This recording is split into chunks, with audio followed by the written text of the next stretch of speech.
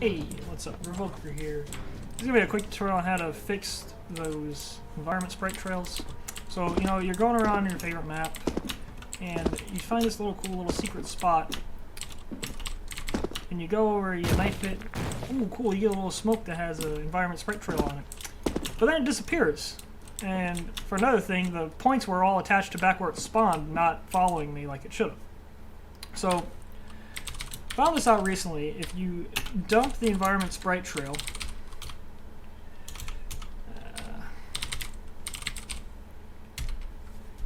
it still exists, which is really cool. So it didn't die. It's still here. The lifetime's 3, which makes sense. 3 seconds. Width is good. End width is good. You know, you're like thinking, what's wrong? Well, sprites normally have scales. For, you know, the default sprites will have a scale.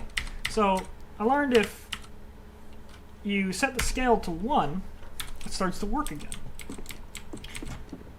Which makes it look really cool like it's supposed to and not how it was broken before. So you can find a list of all these commands if you do entity info environment sprite trail. These are all the commands you can fire to it. No, this is the only one I've found that actually got the sprite trail to work again. So, you know, it follows you for till the end of the earth. Now, you may be thinking, maybe I can change it by default in Hammer. But I've tried this and it doesn't work, and I can demonstrate that in my other map I have here.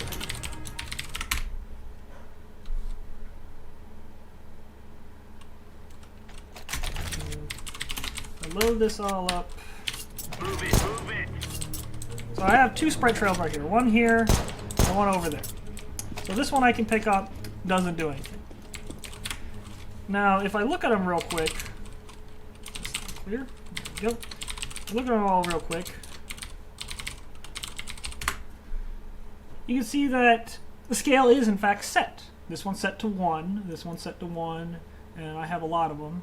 But if you look at some of them, I can't really find it. Yeah, right here. This one's set to 2. Like, what gives? So even setting them to different numbers doesn't seem to change the fact at all. Now, if I clear again and go back and set the scale, let's set to 1.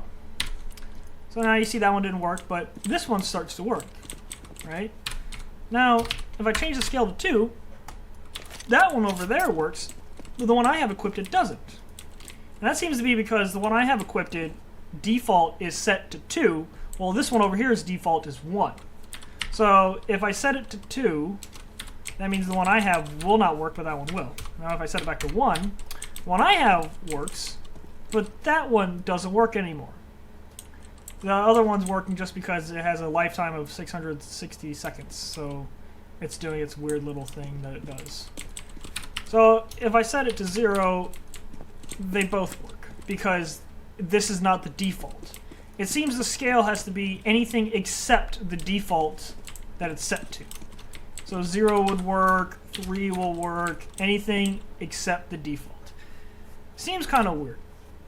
So you can do this automatically, though, of course, through Hammer, which I'll demonstrate pretty quickly. As for the blackout version I have, you can set it to on-player pickup.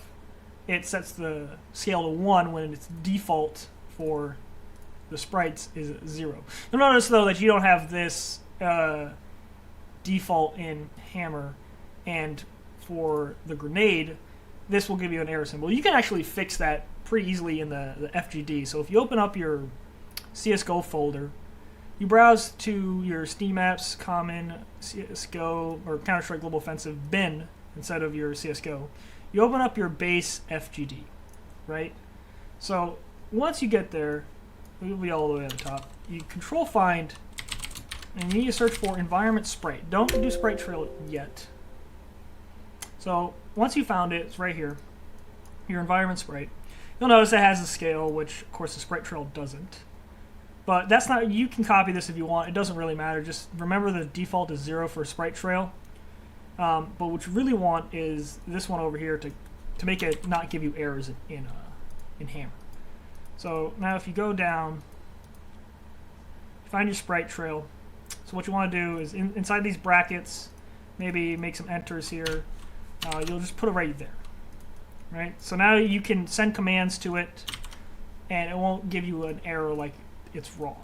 So you save this, then you go over to Hammer, close it out, save your changes, open up the world editor again.